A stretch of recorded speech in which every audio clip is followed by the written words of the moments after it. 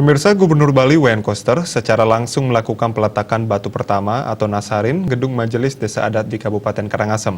Terletak di Jalan Ngurah Rai Amlapura, bangunan menelan anggaran sebesar 3,301 miliar rupiah di atas lahan seluas 7,8 are.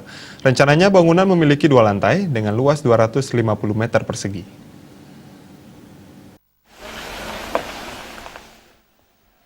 Setelah Gianyar dan Jembrana, Gedung Majelis Desa Adat dibangun di Karangasem. Bendesa Madya MDA Kabupaten Karangasem Iwayan Artadipa dalam sambutannya mengungkapkan, pembangunan gedung MDA ini merupakan terobosan politik ketatanegaraan baru yang belum pernah dilakukan pemimpin sebelumnya. Tidak semua pemimpin berani mengambil keputusan yang tidak populer dengan membuat terobosan politik ketatanegaraan di bidang desa adat. Ngaturang suksemaning manah.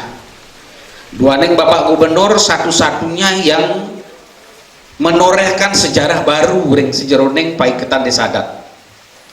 Menorehkan sejarah baru puniki tidak lepas daripada keputusan politik secara nasional. Mungkin ini tidak banyak orang atau tidak banyak pemimpin yang berani mengambil suatu keputusan yang barangkali tidak populer. Aturan yang tidak populer, pembekas ring jero desa sareng sami, sandukan niki membela utawi nyinggihan krama desa adat utawi nyinggihan lokal jenis Bali, kearifan lokal.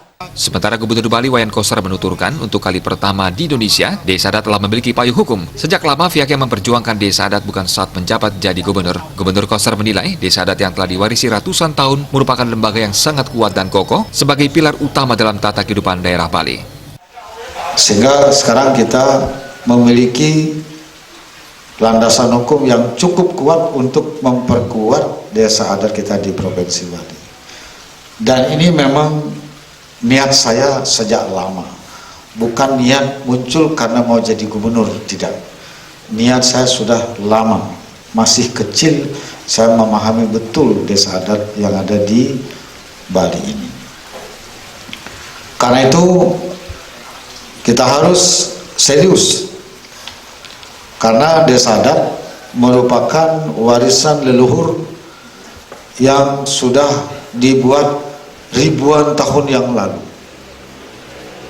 yang telah menjadi lembaga yang sangat kuat dan kokoh, menjadi pilar utama di dalam menjalankan tata kehidupan masyarakat Bali berdasarkan adat istiadat, tradisi seni dan budaya serta kearifan lokalnya. Gubernur Koster menambahkan tahun ini Provinsi Bali akan membangun 7 gedung MDA di 7 kabupaten kota, sementara sisanya akan dibangun di tahun depan. Nantinya pemerintah provinsi juga akan memenuhi biaya operasional seperti pengangkatan tenaga kontrak, administrasi, dan mobil operasional. Semua itu dilakukan agar Majelis Desa Adat bisa melakukan pembinaan dengan baik ke desa adat. Dalam gedung lantai 2 tak hanya menjadi kantor MDA, namun juga PHD Kabupaten dan Forum Perbakal. Gubernur Koster menegaskan perbakal dan desa adat harus berjalan seiringan. Acara peletakan batu pertama ini tidak sekedar meletakkan, melainkan juga melakukan konsolidasi kekuatan desa adat untuk melakukan sinergi dalam membangun daerah.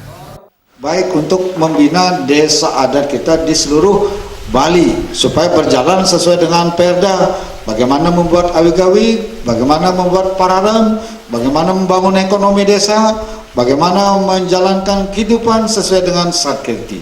Harus jalan semua. Dan harus berjalan beriringan dengan desa dinas, dengan kepala desa.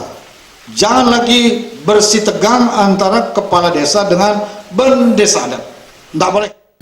Kegiatan tersebut dihadiri seluruh MDA seprovinsi Bali, Bendesa Adat Sekarangasem, dan Sekda Provinsi Bali. Tak hanya itu, kegiatan juga dihadiri Ketua DPRD Karangasem I Gede Dana.